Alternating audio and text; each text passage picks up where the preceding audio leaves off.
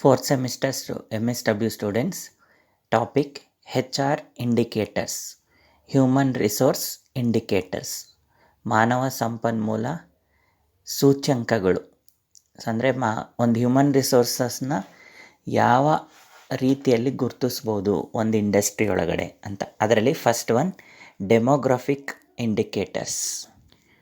Demographic indicators ಅಂದರೆ ಒಂದು ಸಂಸ್ಥೆಯೊಳಗಡೆ ಇರುವಂಥ ಜನಸಂಖ್ಯೆ, ಅದು ಉದ್ಯೋಗಿಗಳ ಸಂಖ್ಯೆ, ಅವರ ವಯಸ್ಸು, ಅವರ ಉದ್ಯೋಗ ಮಾಡುವ ಅವಧಿ, so length of employment, median age, number of employees, ಆ ಎಂಪ್ಲಾಯೀಸಲ್ಲಿ ಯಾರು ಎಷ್ಟು ಜನ ಇದ್ದಾರೆ, ಹೆಣ್ಣೆಷ್ಟು ಜನ, ಗಂಡೆಷ್ಟು ಜನ, ಡೈವರ್ಸಿಟಿ, ಆ್ಯಂಡ್ ಯಾವ ಧರ್ಮದವ್ರು ಎಷ್ಟಿದ್ದಾರೆ, ಡಿಸೇಬಲ್ಸ್ ಎಷ್ಟಿದ್ದಾರೆ, ಅಂಗವಿಕಲರು ಎಷ್ಟಿದ್ದಾರೆ.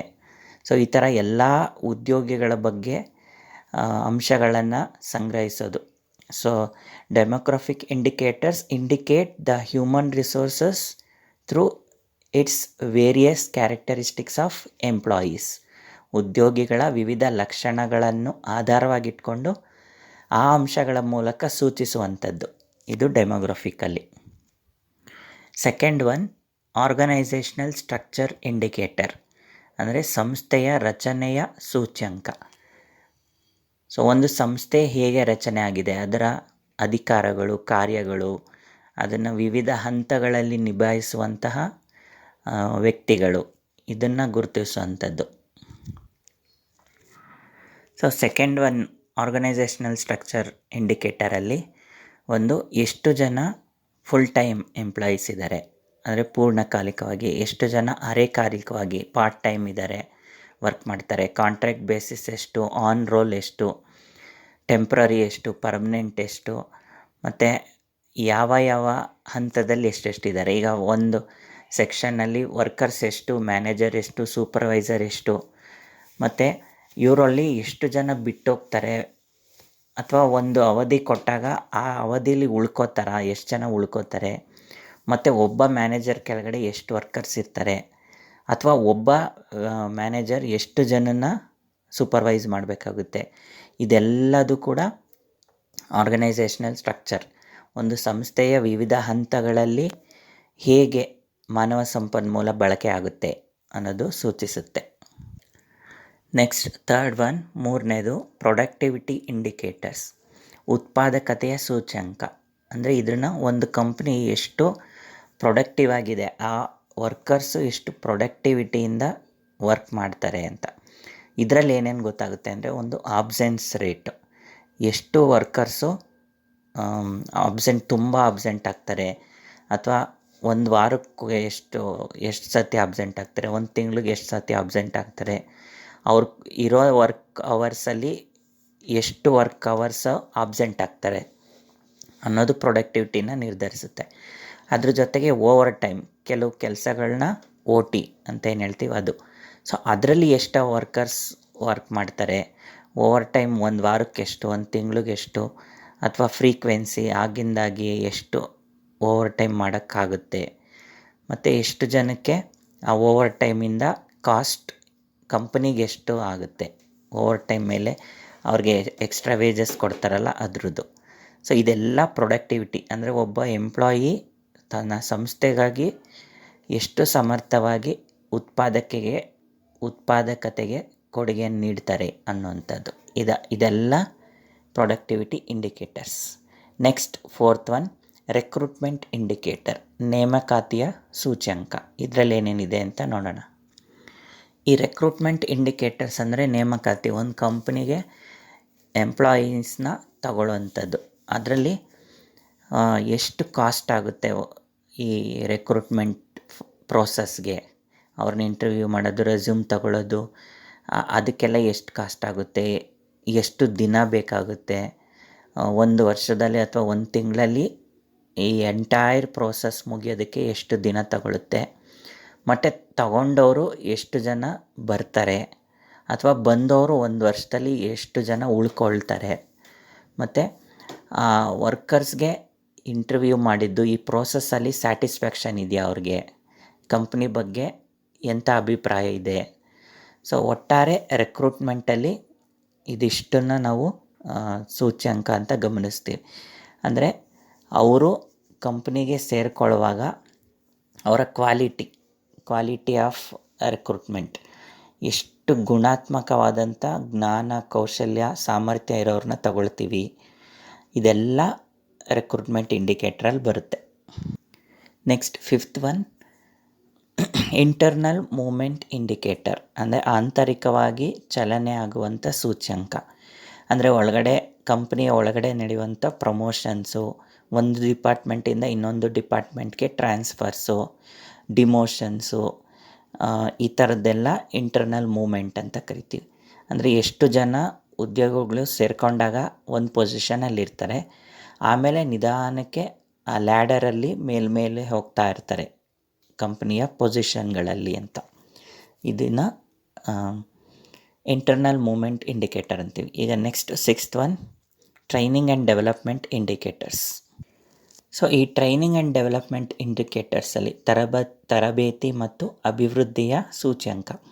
ಅಂದರೆ ಎಷ್ಟು ಜನಕ್ಕೆ ಟ್ರೈನಿಂಗ್ ಅಲಾಟ್ ಆಗಿದೆ, ಎಷ್ಟು ಅವರ್ಸಲ್ಲಿ ಟ್ರೈನಿಂಗ್ ಕೊಡ್ತೀವಿ, ಟ್ರೈನಿಂಗ್ ಕೊಟ್ಟಿದ್ದರಲ್ಲಿ ಎಷ್ಟು ಜನ ಕಂಪ್ಲೀಟ್ ಮಾಡಿದ್ದಾರೆ, ಟ್ರೈನಿಂಗ್ ಕೊಡುವಾಗ ಅವ್ರಿಗೆ ಎಷ್ಟು ಸ್ಯಾಟಿಸ್ಫ್ಯಾಕ್ಷನ್ ಇದೆ, ಎಷ್ಟು ಜನ ಕಂಪ್ಲೀಟಾಗಿ ಸಕ್ಸಸ್ಫುಲ್ಲಾಗಿ ಮುಗಿಸಿದ್ದಾರೆ, ಎಷ್ಟು ಕಾಸ್ಟ್ ಆಗುತ್ತೆ, ಪರ್ ಅವರ್ಗೆ ಎಷ್ಟು ಕಾಸ್ಟ್ ಆಗುತ್ತೆ, ಒಬ್ಬ ಎಂಪ್ಲಾಯಿ ಮೇಲೆ ಟ್ರೈನಿಂಗಿಗಾಗಿ ಎಷ್ಟು ಇನ್ವೆಸ್ಟ್ ಮಾಡ್ತಾಯಿದ್ದೀವಿ, ಮತ್ತು ಇಂಡಿವಿಜುವಲ್ ಪ್ಲ್ಯಾನ್ ಏನು ಟ್ರೈನಿಂಗಲ್ಲಿ, ಇದಿಷ್ಟು ಟ್ರೈನಿಂಗ್ ಆ್ಯಂಡ್ ಡೆವಲಪ್ಮೆಂಟ್ ಇಂಡಿಕೇಟರ್ಸಲ್ಲಿ ಬರುತ್ತೆ.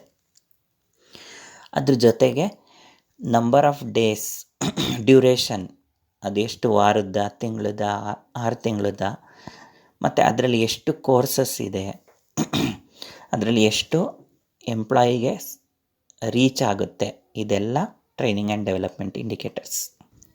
Next 7th, performance management indicators.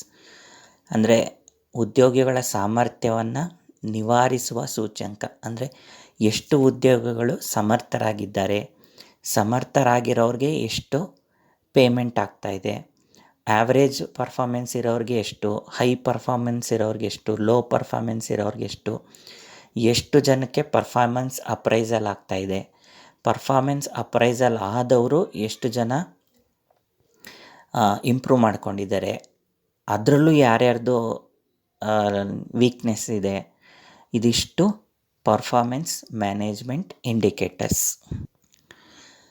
So next 8th one, succession indicators, ಉತ್ತರಾಧಿಕಾರ ಸೂಚ್ಯಂಕ. ಅಂದರೆ ಕಂಪನಿಯ ಪ್ರಮುಖ ಸ್ಥಾನಗಳಿಗೆ ಎಷ್ಟು ಜನ ತಮ್ಮ ಕಂಪನಿ ಒಳಗಡೆ ಸಕ್ಸೆಷನ್ ಪ್ಲ್ಯಾನಿಂಗಲ್ಲಿ ತಯಾರಾಗಿದ್ದಾರೆ. ಯಾರಾದರೂ ಒಬ್ಬರು ಮ್ಯಾನೇಜರ್ ಈಗ ಬಿಟ್ಟು ಹೋಗೋಕ್ಕೆ ರೆಡಿ ಇದ್ದಾರೆ ಅಂದರೆ ಅದಕ್ಕೆ ಕಂಪ್ನಿ ಒಳಗಡೆ ಯಾರಾದರೂ ರೆಡಿ ಇದ್ದಾರಾ, ಇರೋರನ್ನ ಗುರುತಿಸಿದೀವ, ಅಥವಾ ಅವರು ಆ ಪೊಸಿಷನ್ಗೆ ಬಂದರೆ ಸಕ್ಸಸ್ ಆಗಿ ಕೆಲಸ ಮಾಡ್ತಾರಾ, ಮಾಡಿದ್ರೆ ಅವ್ರು ಎಷ್ಟು ಪರ್ಫಾರ್ಮೆನ್ಸ್ ಹೈ ಪೊಟೆನ್ಷಿಯಲ್ ಇರುತ್ತೆ, ಅವ್ರ ಸಾಮರ್ಥ್ಯ ಹೆಚ್ಚಿರುತ್ತಾ, ಅಥವಾ ಇನ್ ಕೇಸ್ ಇಲ್ಲ ಅಂದರೆ ಅದ್ರ ನೆಕ್ಸ್ಟ್ ಯಾರು, ಸೊ ಯಾರು ಸಿದ್ಧರಾಗಿದ್ದಾರೆ ಎಲ್ಲನೂ ಸ್ವೀಕರಿಸೋಕ್ಕೆ, ಇದೆಲ್ಲವನ್ನು ನಾವು ಸಕ್ಸೆಷನ್ ಇಂಡಿಕೇಟರ್ಸ್ ಅಂತ ಕರಿತೀವಿ. Next 9th one, leadership development indicators, ನಾಯಕತ್ವ ಅಭಿವೃದ್ಧಿಯ ಸೂಚ್ಯಂಕ.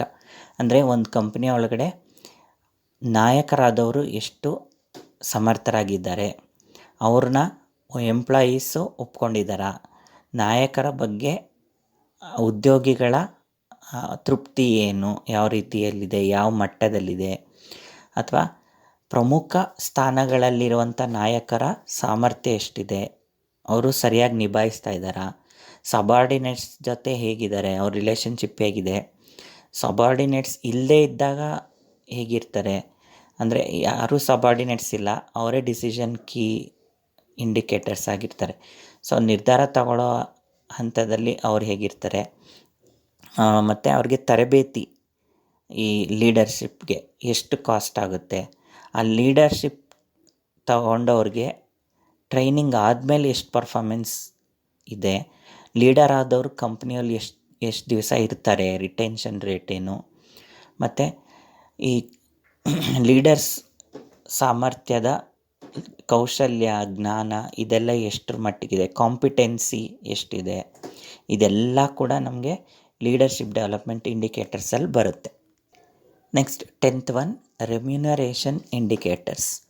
ಅಂದರೆ ಗೌರವಧನ ಅಥವಾ ಅವ್ರಿಗೇನು ಸಂಬಳ ಈ ಥರದ್ದು ಕೊಡ್ತೀವಿ ಅದನ್ನು ಆಧಾರವಾಗಿ ಇಟ್ಕೊಂಡು ಸೂಚಿಸೋದು ಮಾನವ ಸಂಪನ್ಮೂಲದಲ್ಲಿ. ಅದರಲ್ಲಿ ಎಷ್ಟು ಎಂಪ್ಲಾಯೀಸ್ಗೆ ಯಾವ್ಯಾವ ರೀತಿಯ ಪೇಮೆಂಟ್ ರೇಷಿಯೋ ಇದೆ, ಶೇಕಡಾವಾರು ಎಷ್ಟಿದೆ.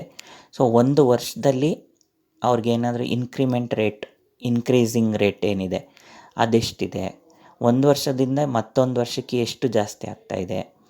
ಸೊ ಈ ಬೇರೆ ಬೇರೆ ಲೆವೆಲಲ್ಲಿರೋರ್ಗೆ ಸಂಬಳ ಅಥವಾ ಅವರ ಇನ್ಸೆಂಟಿವ್ಗಳು ಅದೆಲ್ಲ ಎಷ್ಟಿದೆ, ಮತ್ತು ಇವರೆಲ್ಲ ಆ ಒಬ್ಬ ಎಂಪ್ಲಾಯಿ ಉತ್ಪಾದನೆ ಮಾಡುವ ಕಾಸ್ಟ್ ಇದೆಯಲ್ಲ, ಆ ಕಾಸ್ಟ್ಗೂ ಅವರಿಂದ ಬರುವಂಥ ರೆವೆನ್ಯೂ ಕಂಪ್ನಿಗೆ ಇದ್ರ ಬ್ಯಾಲೆನ್ಸ್ ಏನಿದೆ. ಸೊ ಇದೆಲ್ಲನೂ ನಾವು ರೆಮ್ಯುನರೇಷನ್ ಇಂಡಿಕೇಟರಲ್ಲಿ ಅರ್ಥ ಮಾಡ್ಕೋತೀವಿ. 11 ಎಂಗೇಜ್ಮೆಂಟ್ ಇಂಡಿಕೇಟರ್ಸ್. ಅಂದರೆ ಉದ್ಯೋಗಿಗಳನ್ನ ಎಷ್ಟು ಸಮರ್ಥವಾಗಿ ತೊಡಗಿಸ್ಕೊಳ್ತೀವಿ ಅಂತ. ಸೊ ಅದರಲ್ಲಿ ಉದ್ಯೋಗಿಗಳು ಏನು ವರ್ಕ್ ಫೋರ್ಸ್ ಇದೆ, ಇಡೀ ಕಂಪ್ನಿಯಲ್ಲಿರೋಂಥ ವರ್ಕ್ ಫೋರ್ಸು ಅವರಲ್ಲಿ ಎಷ್ಟು ಉತ್ಪಾದಕರಾಗಿದ್ದಾರೆ, ಎಷ್ಟು ಜನ ಅಬ್ಸೆಂಟಿಸಮ್ ಇದೆ, ಎಷ್ಟು ಜನ ಟರ್ನ್ ಓವರ್ ರೇಟ್ ಇದೆ, ಎಷ್ಟು ಜನ ಬಿಟ್ಟು ಹೋಗ್ತಾರೆ, ಎಷ್ಟು ಜನ ಉಳ್ಕೊಳ್ತಾರೆ, ಎಷ್ಟು ಜನ ಆಸಕ್ತಿಯಿಂದ ಕೆಲಸ ಮಾಡ್ತಾರೆ, ಇದೆಲ್ಲ ಅದು ಬರುತ್ತೆ. ಅದ್ರ ಜೊತೆಗೆ ಅದರಲ್ಲಿರೋರು ಎಷ್ಟು ಜನ ಕಂಪ್ನಿ ಬಗ್ಗೆ ಹೇಳ್ತಾರೆ, ಮಾರ್ಕೆಟಲ್ಲಿ ಒಳ್ಳೆಯ ಅಭಿಪ್ರಾಯನ ಹೇಳ್ತಾರೆ, ಇನ್ನೊಬ್ರಿಗೆ ರೆಫರ್ ಮಾಡ್ತಾರೆ. ಇದೆಲ್ಲ ಕೂಡ ಎಂಪ್ಲಾಯಿ ಕಂಪ್ನಿ ಜೊತೆ ಹೇಗೆ ಎಂಗೇಜ್ ಆಗಿದ್ದಾರೆ ಅನ್ನೋದಕ್ಕೆ. Next 12th one financial indicators. ಅಂದರೆ ಸಂಪೂರ್ಣವಾಗಿ ಹಣಕಾಸಿನ ಆಧಾರದ ಮೇಲೆ ಒಬ್ಬ ಎಂಪ್ಲಾಯಿ ಉತ್ಪಾದಕತೆಯಿಂದ ಎಷ್ಟು ರೆವೆನ್ಯೂ ಬಂತು, ಎಷ್ಟು ಪ್ರಾಫಿಟ್ ಬಂತು, ಆ ರೆವೆನ್ಯೂಯಿಂದ ಆ ಪ್ರಾಫಿಟ್ಟು ಒಂದೊಂದು ಸತಿ ಜಾಸ್ತಿ ಆದರೂ ಕೂಡ ರೆವೆನ್ಯೂ ಬರಲಿಲ್ಲ ಅಂದರೂ ಅದನ್ನು ತೂಗಿಸ್ಕೊಂಡು ಹೋಗೋದು. ಯಾಕಂದರೆ ಪ್ರಾಫಿಟ್ ಜಾಸ್ತಿ ಇದ್ದಾಗ ರೆವೆನ್ಯೂ ಬಗ್ಗೆ ತಲೆ ಕೆಡಿಸ್ಕೊಳ್ಳಲ್ಲ. ಹಾಗಾಗಿ ಎಂಪ್ಲಾಯೀಸು ಎಷ್ಟರ ಮಟ್ಟಿಗೆ ಕಂಪ್ನಿಗೆ ಕೊಡುಗೆ ಕೊಡ್ತಾ ಇದ್ದಾರೆ, ಅವ್ರ ಮೇಲೆ ಎಷ್ಟು ಖರ್ಚು ಮಾಡ್ತಾಯಿದ್ದೀವಿ, ಅವರಿಂದ ಕಂಪ್ನಿಗೆ ಎಷ್ಟು ಇನ್ಕಮ್ ಬರ್ತಾಯಿದೆ, ಇದೆಲ್ಲ ಫೈನಾನ್ಷಿಯಲ್ ಇಂಡಿಕೇಟರ್ಸ್. ಸೊ ಇದಿಷ್ಟು HR ಇಂಡಿಕೇಟರ್ಸಲ್ಲಿ 12 ಇಂಡಿಕೇಟರ್ಸ್ ಇದೆ. Okay, thank you.